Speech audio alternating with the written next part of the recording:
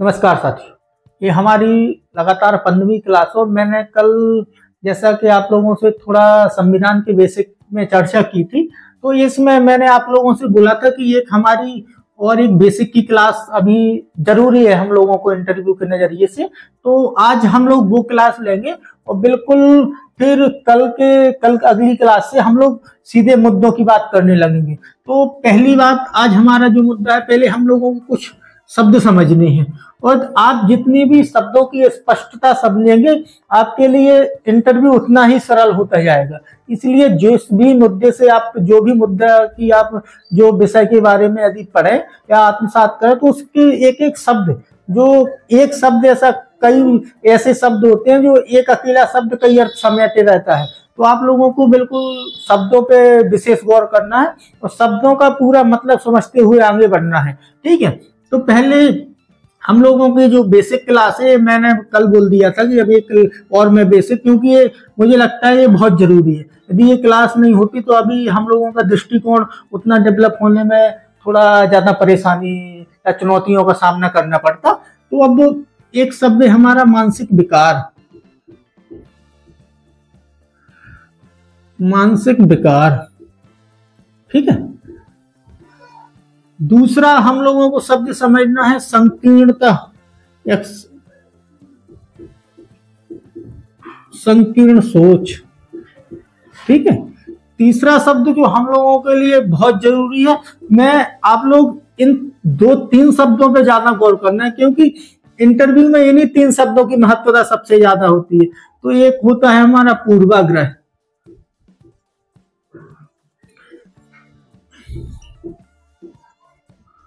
अरे सॉरी, ठीक है। और एक होता है हमारा चौथा शब्द है वो है दुराग्रह, ठीक है। इन चारों शब्दों को हम लोगों को बहुत गहराई के साथ समझना है। यदि हम लोग ये 4 शब्द अच्छी तरह समझ गए, और मेरे हिसाब से तो ये 3 शब्द, आपका पूरा इंटरव्यू जो डिपेंड करेगा ये 3 शब्दों पे करता है। क्योंकि इंटरव्यू पैनल वाले जो भी आप लोगों से चाहते हैं, जो भी आप लोगों से अपेक्षा करते हैं, वो इन 3 शब्दों के इर्द गिर्द पूरा इंटरव्यू आपका घूमता है। तो इन 3 शब्दों को मैं पहले आप लोगों से बता चुका हूँ, ज्यादा आप घबराना नहीं। कल जैसी हमारा संविधान क्या, मैंने जैसी बेसिक आप लोगों को 26 नवंबर के एवज में समझाया था कि इतनी हम लोगों के पास जानकारी है, पर्याप्त है। और ये नहीं है, कई इंटरव्यूओं में कई बच्चों से या कई विद्यार्थियों से इंटरव्यू वालों ने ये भी पूछा है कि आप संविधान की विशेषताएं आप लोगों को क्या अच्छी लगती है अपने भारतीय संविधान में, संविधान की प्रस्तावना सुना दीजिए। हालांकि वे पूरे प्रस्तावना को उनके पास नहीं रहता है इतना टाइम, क्योंकि शुरुआती जो 4-5 शब्द हैं जो ज्यादा महत्वपूर्ण बेसिक स्ट्रक्चर माना जाता है संविधान का, उन्हीं शब्दों के आधार पर संविधान लिखा गया। तो उनकी भी ज्यादा आपसे अपेक्षा करते हैं कि आप इन शब्दों को मतलब अच्छी तरह समझते हैं कि नहीं समझते हैं।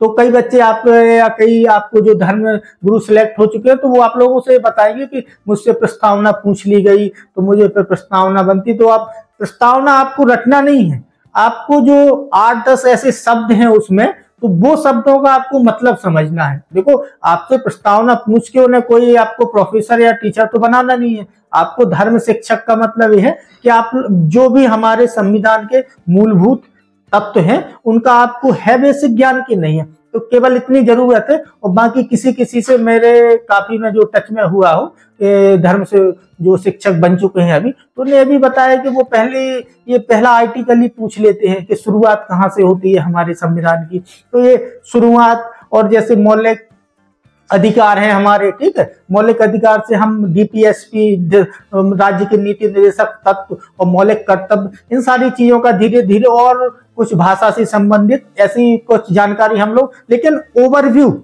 हमारा संविधान बिल्कुल, मैं ज्यादा से ज्यादा 2 क्लास लूंगा और 2 क्लास में आपका पूरा संवैधानिक दृष्टिकोण, क्योंकि हम लोगों को सबसे ज्यादा महत्वपूर्ण है मौलिक अधिकार।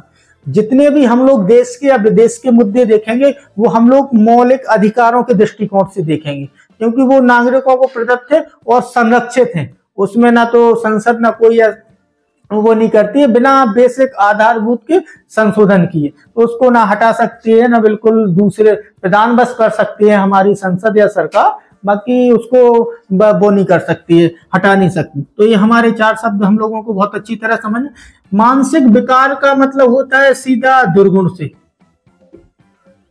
मैं आपको अलग अलग दुर्गुण भी बता सकता था कि ऐसे ऐसे, जैसे ईर्ष्या है और ऐसे बहुत सारे मानसिक विकार होते हैं। तो आप लोगों को जो भी मुद्दे में, पहली बात तो मैंने आप लोगों को एक बोल ही दी थी कि आप बिल्कुल जैसे ही इंटरव्यू की तैयारी करें, देखो कर्मकांड आप लोग बिल्कुल जो भी शुरू से करते आए हैं, अभी भी इंटरव्यू में आपका बिल्कुल प्रैक्टिस करते ही रहना। और इसमें ये नहीं कहना कि मैं ये बिल्कुल मेरे ऊपर विश्वास कर जाऊंगा, मैं बिल्कुल पढ़ाई बंद कर दे रहा हूँ। आपको कर्मकांड की बिल्कुल लगातार प्रयास करते रहना है, प्रैक्टिस करते रहना है, क्योंकि आप लोगों को पता भी है कि चौपाई में करत करत अभ्यास के जड़ मत हो सुजान।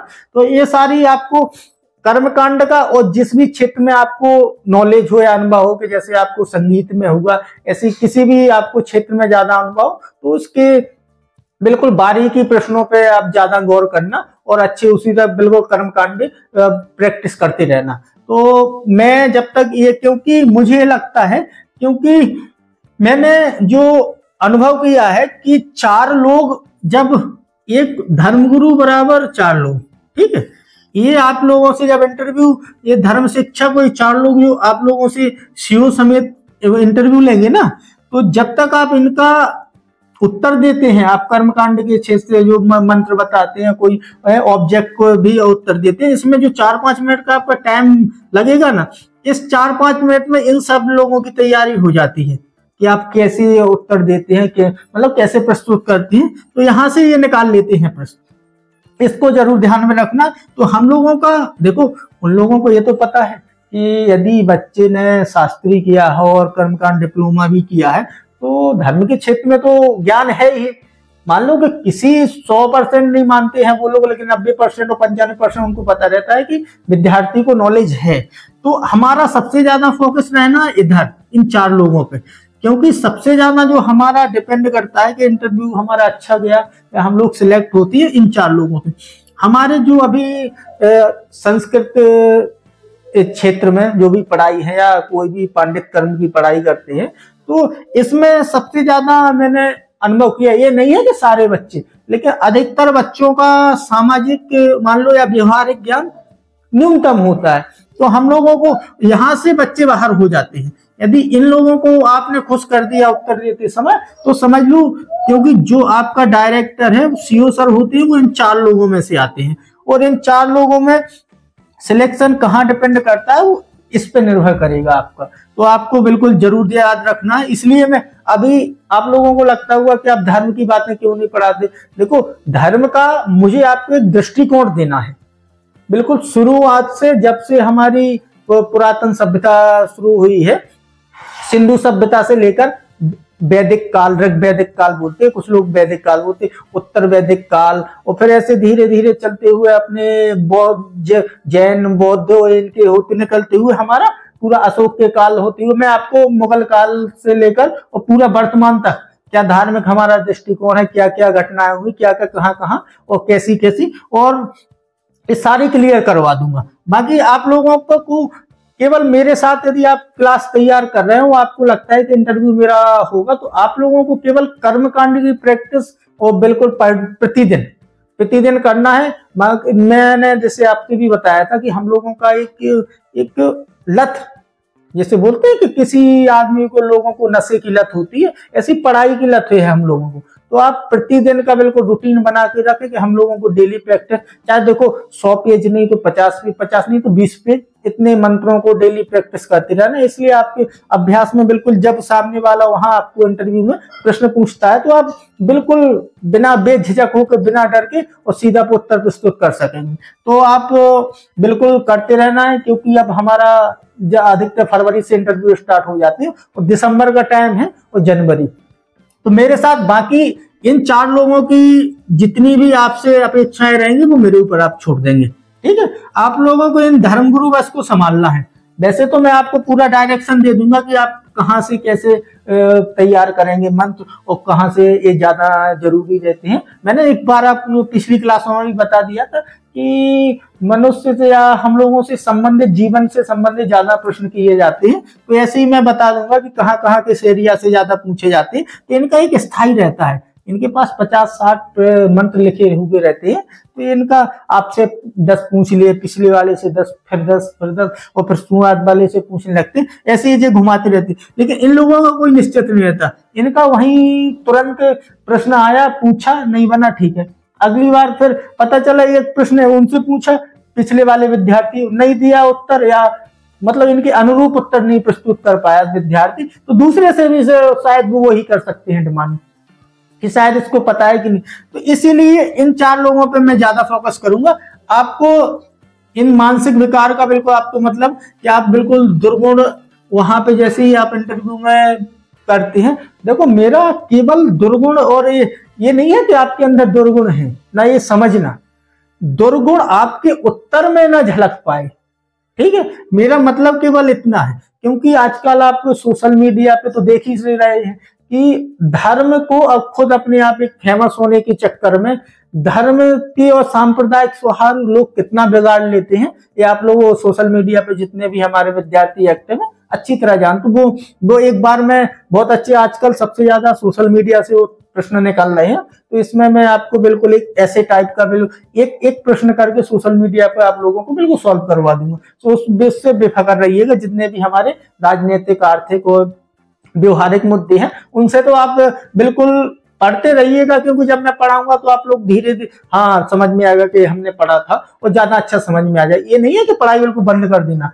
पढ़ाई निरंतर करते रहना है, क्योंकि जो हम आज पढ़ लेते हैं, और ये नहीं है कि हम लोगों से कोई पूछे वो बन जाए, ऐसा नहीं होता है। जैसे हम लोगों का बहुत बड़ा एक वो है, मान लो एक सिलेबस है, तो उसमें आज हम लोग पढ़ते हैं और छोड़ देते हैं। ये नहीं है कि हम लोगों को कल कोई पूछोगे याद रहे, पता चला जब हमको जरूरत पड़ती है, जब अच्छा हमने ये पढ़ा था और ऐसा ऐसा, तो ऐसी याद आती रहती है। तो आप लोगों को पढ़ते रहना, जब भी मैं पढ़ाऊं तो आप लोग क्लियर होते रहे कि अच्छा हमने ऐसा कुछ पढ़ा था और ऐसा ऐसा इसमें दृष्टिकोण रखना है। तो आप लोगों को बिल्कुल मानसिक विकारों का बिल्कुल शिकार होना नहीं है। और ये मत में आपको नकारात्मकता, सीधी बात है, आप लोगों को नकारात्मकता से दूर रहना है। आप लोग जितना भी जो भी इंटरव्यू देंगे, नकारात्मकता कहाँ आपको दर्शानी है या दिखानी है, वो मैं आपको परिस्थिति बता दूंगा कि किन किन परिस्थितियों में आप बिल्कुल नेगेटिव होकर बात कर सकती है। लेकिन अंततः फिर पॉजिटिव उसका आपको सॉल्यूशन भी बताना पड़ता है।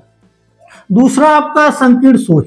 संकीर्ण सोच का मतलब ये है कि आप दूसरे किसी मुद्दे के बारे में या किसी विषय के बारे में या किसी विषय, वस्तु या लोग, ठीक है, इनके किसी के बारे में आपकी बिल्कुल नेगेटिव, नकारात्मक सोच बनी हुई है। आपसे कोई भी बात, मान लो वर्तमान समय में, पहले वो नकारात्मक हो गई वो, या कोई मनुष्य होगा या कोई विषय होगा, वर्तमान में वो प्रासंगिक हो गया है, सकारात्मकता की ओर बढ़ गया है। तो लेकिन संकीर्ण सोच आपकी यह दर्शाती है कि आप किसी भी मुद्दे में या अपने या किसी लोगों की बात में सुधारवादी सोच नहीं रखते हैं कि आपको उसको मौका देना चाहेंगे कि वो सुधर जाए। तो आपकी ये परमानेंट एक संकीर्ण सोच प्रदर्शित कर देगी। तो हम लोगों को संकीर्ण सोच से भी बचना है।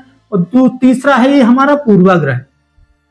सबसे ज्यादा इंटरव्यू में जो हमारे बच्चे या विद्यार्थी बाहर होते हैं ना, इस हर विद्यार्थी के उत्तर में एक पूर्वाग्रह।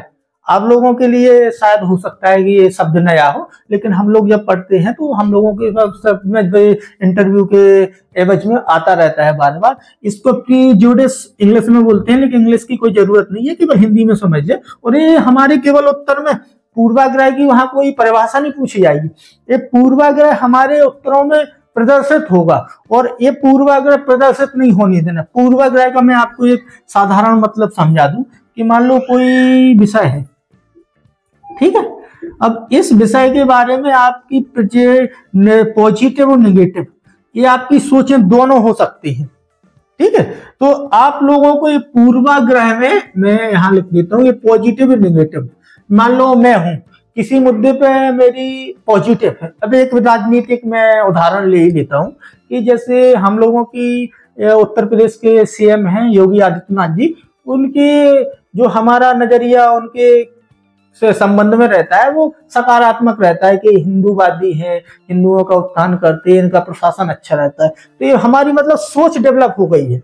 अब उनकी क्या राज्य में गलती हो गई वो हमको नहीं दिखेगी। तो हम लोगों को ये नहीं होना है कि किसी भी व्यक्ति में, और मान लो एक कांग्रेस पार्टी या समाजवादी पार्टी कोई भी, ये केवल हमारा दृष्टिकोण नहीं दर्शाना, हम लोग ये उदाहरण ले रहे हैं किसी के, मैं मान लो मेरा एक नजरिया है वो नकारात्मक है, अब अखिलेश यादव उसके प्रदेश अध्यक्ष मुख्यमंत्री बन जाए और तो मेरा वो कितना ही अच्छे काम करें लेकिन फिर वो मुझे दिखेंगे नहीं। इसलिए हम लोगों को पूर्वाग्रह का शिकार बिल्कुल नहीं होना है, बिल्कुल तटस्थ रह के न्यूट्रल, ठीक है, न्यूट्रल होके हमारी सोच होना चाहिए बिल्कुल तटस्थ, कि अच्छा भी देख सके हम, बुरा भी देख सकें। और यदि आप पूर्वाग्रह के शिकार हो गए तो आप किसी के या वस्तु या विषय या किसी मनुष्य के बारे में बिल्कुल स्थायी सोच रख लेंगे, वही स्थायी सोच हम लोगों को इंटरव्यू में नुकसान करवा सकती है। तो ये पूर्वाग्रह और दुराग्रह, दुराग्रह का सीधा शब्द होता है कोई भी आप विषय या मुद्दे के संबंध में स्थायी आप जानते हैं कि ये चीज गलत है। जैसे आजकल धार्मिक ऐसे कई मुद्दे या कई केस आ रहे हैं सांप्रदायिकता की, आपको ये पता है कि ये गलत है लेकिन आपका मन, ठीक है, आपका हृदय गवाही नहीं दे रहा है कि मैं इसको गलत बोल दूं, और आप फिर भी आप जानते हैं कि ये गलत है लेकिन डटे हुए हैं कि नहीं ये सही है। तो ये दुराग्रह आपको बिल्कुल त्यागना पड़ेगा यदि इंटरव्यू में या आपको धर्म शिक्षक बनना है, क्योंकि धर्म शिक्षक आप अब तो समझ गए होंगे कि 27 वर्ष यदि मिनिमम एज रखी जाए, और बल्कि आप सांसद भी बन सकते हैं 25 वर्ष की उम्र में, लेकिन आपको 27 वर्ष धर्म शिक्षक की उम्र रखी है तो आप लोगों को तो पता तो चली गया होगा कि हम लोगों से अपेक्षा क्या है। तो आप लोगों को बिल्कुल, और इसलिए नहीं रखनी है ये आप लोगों को सोच, क्योंकि आप जब भी संविधान दृष्टिकोण से आप देखने लगेंगे ना, तो आप जितने भी अभी मानसिक जितने भी अभी राजनीतिक घटनाक्रम और धार्मिक घटनाक्रम हो रहे हैं ना, तो आप जो अभी आप लोग देखते होंगे कोई भी मुद्दा या कोई भी इंसिडेंट हो जाता है तो उसमें आप बहुत अच्छी तरह समझते होंगे।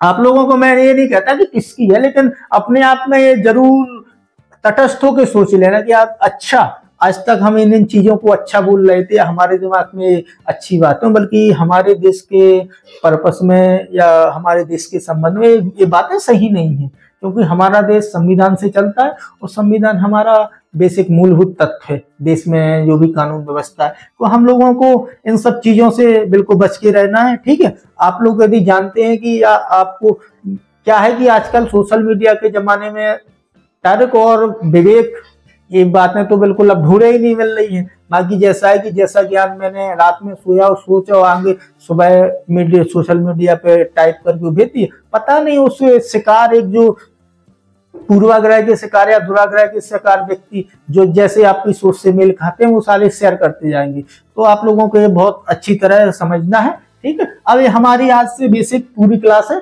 समाप्त हो गई है।